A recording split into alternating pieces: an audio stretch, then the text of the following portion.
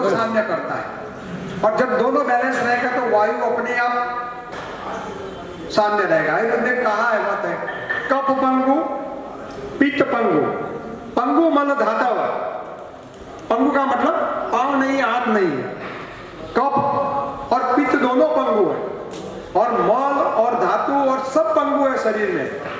अनिलोम महाप्रभु, वायु सबसे बड़ा है और वो सबको अपने साथ लेके घुमाता रहता है। चलो मेरे साथ, चलो तूफान करेंगे, चलो मेरे साथ बाहर घूमेंगे, चलो मेरे साथ बवंडर मचाएंगे।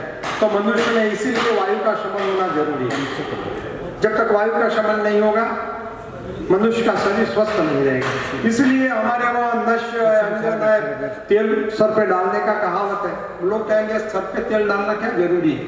हम तो कहते थे कि हमारे पुरखों तो इतना तेल डालते थे नीचे तक तेल आ रहा है।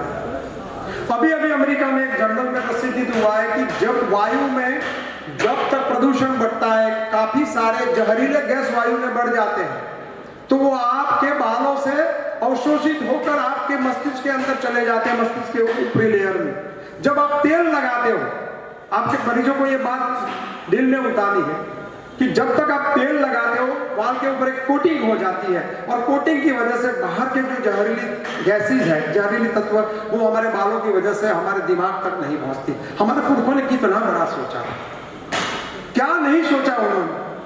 हमें कुछ नहीं करना है, नो कुछ भी, हमें फिर से हमारा पुराना सिर्फ अप्लाई ही करना है, कुछ नया संशोधन नहीं करना, नहीं रिसर्च करना है। नेक्स्ट, और इसको हम हमारा कॉन्सेप्ट लेकर आ रहे हैं केवल भैया और हम लोग साथ में काम कर रहे हैं। इसका कॉन्सेप्ट है त्रिदेव, पूरे कुर्सी के साथ जुड़े हैं ब्रह्मा विष्णु और महेश। हमारे शरीर में ये है, पर्यावरण में ये है, कृषि में ये तीनों है। वात उसका रक्षक और डिस्ट्रॉयर भगवान शिव है, पित्त विष्णु है, और कफ जो है ब्रह्मा जी। तो कफ जो है प्रोडक्टिविटी करता है, कुछ चीजों को बढ़ाता है। बहन जी आयुर्वेद में तो उनको पता होगा, कफ जो है वो प्रोडक्टिविटी करती है। तो ब्रह्मा का मतलब है सर्जन करना, चीजों को बनाना। विष्णु जो है पित्त है, पित्त हमारे जठराग्नि के वहां रहता है, अग्नि बनाकर रहता है, और पित्त से ही पाचन होता है। जैसे आपको जॉन्डिस हो गया, पीलिया हो गया, आपका पित्त जो है वो बिगड़ चुका, आपकी भूख सबसे पहले मर जाती है। हम वैश्वानरो भूतवाम प्राणी मात्र समासिष्ट करके एक श्लोक है कि मैं यहाँ, भगवान कहता है मैं यहाँ रहता हूँ अग्नि के रूप में और सारे भोजन को पचाता हूँ। और बात है जो डिस्ट्रॉयर भी है और संरक्षक भी है, जो हमारा संरक्षण भी करता है, हमारा रक्षण भी करता है।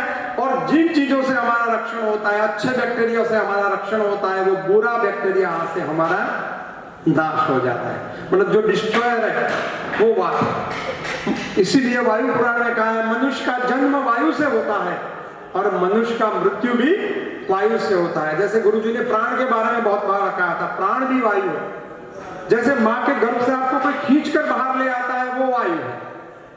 मतलब इस भूमि पे आपको ले आने वाला वायु है, और मृत्यु के समय आपके आत्मा को बलात्कार के खींच के बाहर ले जाने वाला भी वायु ही है। मतलब वायु शंकर के रूप में है, वो आपका पालन पोषण जन्म करता है और डिस्ट्रॉय भी करता है। नेक्स्ट, अब युग परिवर्तन की बात कर रहे हैं। देखो आयुर्वेद में कैसी कैसी इतनी सूक्ष्म सूक्ष्म बातें लिखी है। सतयुग आता है, ये बहुत बड़ी समझने वाली बात है। सतयुग में इन तीनों दोष, वात पित्त और कफ समदोष होते हैं, तीनों दोष सम होते हैं। मतलब आज भी आप सतयुग में देखोगे तो बोलेंगे वहां कोई पाप नहीं था, कोई नहीं था, कुछ भी नहीं था। आदमी खाते पीते थे और मौज मजा में रहते थे, कोई द्वेष नहीं था, कोई अहंकार नहीं था, कुछ करके तीनों दोष सम थे। पेड़ इतने बड़े होते थे, इतने बड़े होते थे, डायनासोर इतने बड़े होते थे, हमारा नेमंथ इतना बड़ा हाथी होता था, सब होता था। साइंस भी कह रहा है कि बड़े बड़े उस वक्त होते थे, हमारा कद भी बड़ा काठी था, और हम तीनों दोषों में समरूप में रहते थे। न कोई युद्ध था,